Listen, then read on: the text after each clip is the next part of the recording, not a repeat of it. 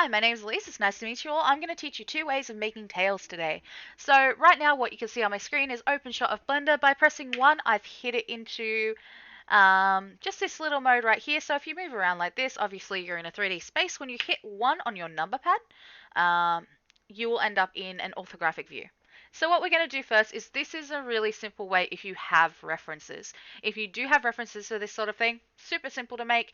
It just requires modeling polygons. So the first thing we're going to do is we're just going to head in and add a mesh plane, and then I'm going to hit R90X. This will bring it up into the front view. My high suggestion with this image is that you hit into here and hit transparency and just bring this down a bit because you're going to need that. Another cool tool is if you go up here, there's a little thing and you can just like make it so that way, I can't remember what the key's called, but yeah.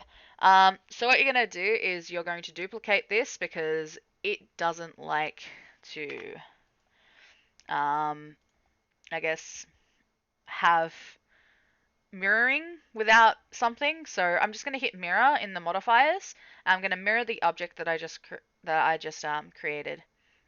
And then I'm going to add clipping, and then if you see, it moves like this. Hide the other plane so that way you can't see it. And then what you're going to do is just scroll it in a little bit because we're going to start at the top of this and we're going to work our way down. So basically you're going to hit into tab mode and then you're just going to select these, hit this button over here, move this across. So when you can't actually move these anymore. So my high suggestion is just use the little thing that allows you to see invisible X-ray. And then I'm just going to move these. Because I'm in orthographic view, we'll only go in orthographic view. So I'm just going to make the basic shape with as low poly as I can. So just moving down and just keep moving down until I get a basic shape.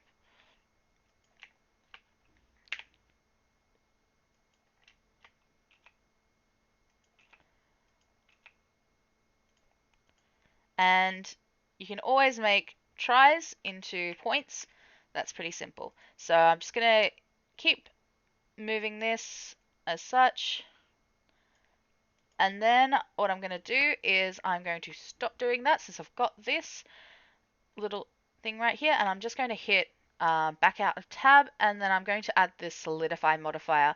This will make it so that way it's not a skinny little thing, and it will make it into, something that's thick. So if you head in and just create some thickness at the back, we're just going to create enough so that way we can actually play around with it a bit more. So probably about there for me, and apply that. And then when you hit into here, you can always edit it. So now what I'm going to do is I'm just going to head in and create kind of like the curve of it with as low poly. So your goal for now is to keep it as low poly as possible. This is because we're going to subdivide this later. This is a super simple technique and it is very, very easy to do. It just also gives you the chance to play around with a lot more in terms of, I guess, uh, topology. It allows you to learn a bit more about topology. I'm going to add like an edge loop just across here as well, which will allow me to just drag this out slightly so that way it gives it more of a curve. Next thing I'm going to do is just add a edge loop just around here. So I'm going to add one right here, one right here, and then one right here. And then I'm just going to move these verts, as you can see, into the places where I want them to be. It's all about push and pulling with this method, and yeah, it's super simple. Like, honestly, had no issues with this method, and it's actually one of the most common methods I use to make models in general. As you can see, the shape's coming through. So I've just got the basic poly shape just down here slightly. So I'm just going to quickly go over here, move these in a little bit to create that. Actually, no, I'm just going to move this one in to create that little divot. And then I'm going to keep going along here like so. I'm just going to, kind of just bring these up a little bit.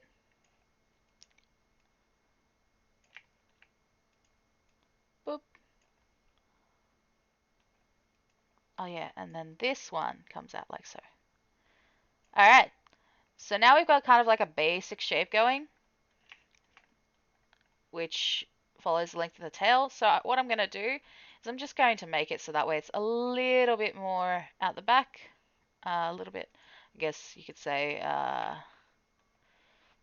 less rounded, more like flat. Boop, boop, boop. And as I said before, super simple way to make your own stuff. You can use this for any sort of technique, including, making clothing, making like outfits. I know a lot of people that do. You know, it's pretty simple.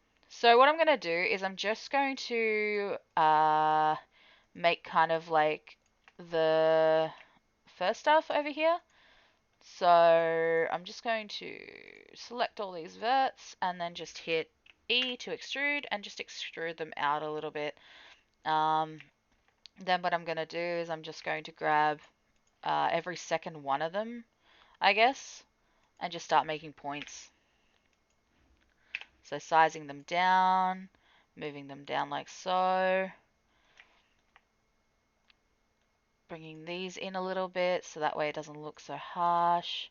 Bringing these down. It's all about push and pulling. Boop, boop, boop. And basically what you're going to do is just, go along with this and keep going. You'll be spending the next couple of hours, I guess, modeling. But, that's basically like the 401. Once you've done that, hit tab. Like once you're done with like the spikes and stuff, you can just hit tab, hit shade smooth.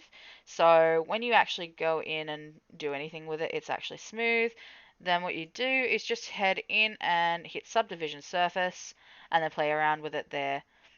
You'll have a very low poly tail. So the next way that I would suggest you guys do is, so we're not going to do that. We're going to hit a sphere. So we're going to bring in a UV sphere. And this requires you learning pre-topology because I can guarantee you that this is not the best way to have any sort of model. So right now we've got a very low subdivision. I'm just going to hit shade smooth for this one. I'm going to head into sculpting mode. Sculpting mode is a very nice tool. If you've got a tablet, it works out really well. I'm going to just create a kind of, I guess, flat tail. So what I'm going to do is I'm just going to hit this one and I'm going to keep like dragging and moving this. Oh, I'm not making a body. What am I doing? So this is a super simple way for those who've never like learned to model, but it also requires you learning a bit more about retopology in general. Like this is not a surefire way to make a tail. It does require a lot more effort. You do get more results and you can actually use the high poly for a lot more other things. So you can bake out normal maps, etc. Things like that. So basically just creating the shape. So I've got like a basic shape going. I'm just gonna bring this in a little bit. Bring this in a little bit. And then start moving these edges. Oop, I want Dino Topo on. Dino Topo is great for when you want to do stuff like this. As you can see, I'm pulling stuff that I, wouldn't normally pull. It's super quick, but at the same time, it has a lot more issues. So, go into sculpting mode and just sculpt it out a little bit. Sculpt that out. Whoop, whoop. And I'm using my mouse for this one. Bring this in a bit. Basically, you'll be sitting here for a while sculpting. Imagine that you're sculpting with clay. That's how I like to, I guess, put it.